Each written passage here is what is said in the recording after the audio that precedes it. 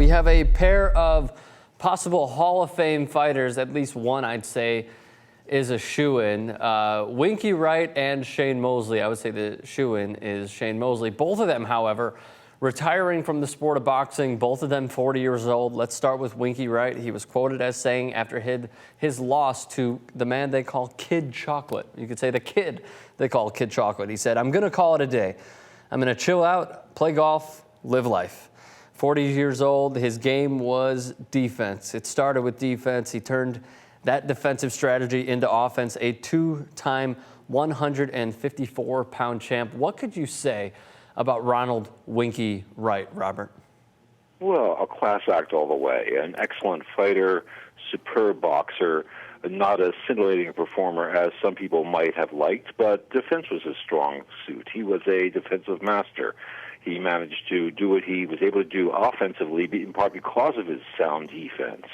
But again, an excellent career, nothing to be ashamed of. He was even competitive in a few rounds when he fought Peter Quillen Saturday night, which was basically, he was functioning more or less as a stepping stone, but he had his moments. And I'm happy he got out when he got out. And I think he's husbanded his resources, so he will be leaving with something in the bank.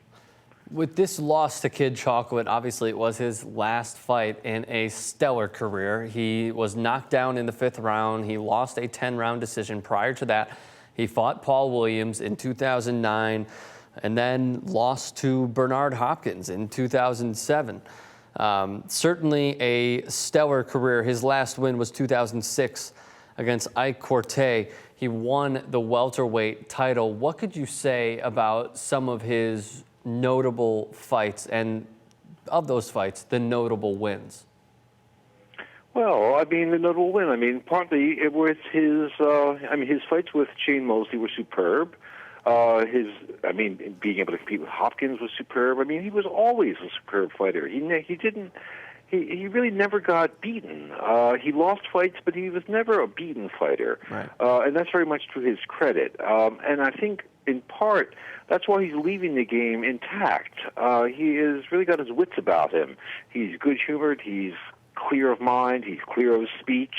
His approach to boxing was one that actually has served him really extremely well in the short term, and I think will serve him well in the long term as well.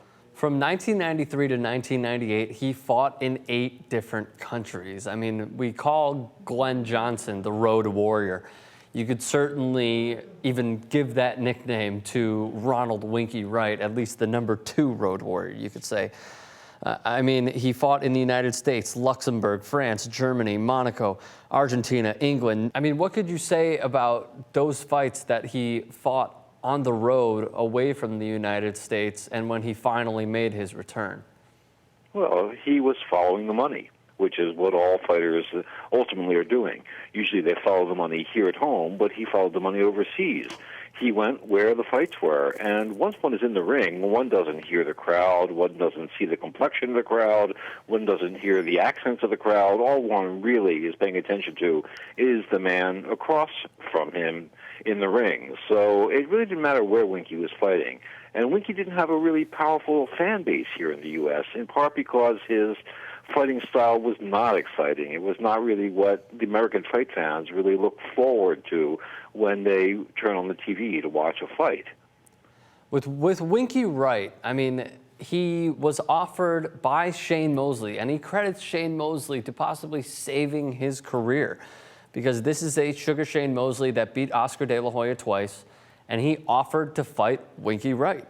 You could say that was possibly the #1 fight of Wright's career, in which he beat Shane Mosley in a unanimous decision to become the first undisputed 154-pound champion in 29 years. Certainly reinvigorated his career. And then he fought Felix Trinidad on May 14, 2005, an HBO pay-per-view fight after Trinidad came out of retirement, beat up on Mayorga, and Winky Wright completely shut out Felix Trinidad. So if I were to ask you, in the order of 1 and 2, in the more, I already said notable, you could say the biggest fights of Winky Wright's career, which one would you put first? Which one would you put second? I would probably put the Trinidad fight first, even though Trinidad had sort of returned after being away from the ring, because Trinidad was such a name fighter and really an internationally known fighter. I think that was maybe the biggest win of his career. Let me end with this, though, Robert. Would you say that Winky Wright is Hall of Fame material? Is he Hall of Fame worthy? I certainly think he's Hall of Fame worthy. There are people in the Hall of Fame who are much less accomplished and sort of much less agreeable and moral than Winky Wright. I mean, he definitely is Hall of Fame material. And why would people exactly say that he is not Hall of Fame material? What's their argument? I guess their argument is that he was not a slam bam fighter. I mean, he was sort of more for the connoisseur. He had that clamshell defense. He always had his hands up in front of him. He would pick his shots very carefully. Never lost control. He was never a wild man in the ring. So he was very he was like a chess player. He was very calculating.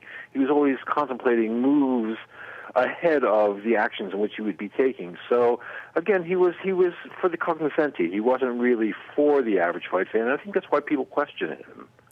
Again, Winky Wright retires at the age of 40. I at least think he is Hall of Fame worthy. Robert Exel, I know that you also agree with that. Thank you very much for the time. You can follow Robert on Twitter at boxing_com and follow his writing at boxing.com. Robert, thank you so much. We'll talk to you soon. Great. Thanks, Rick.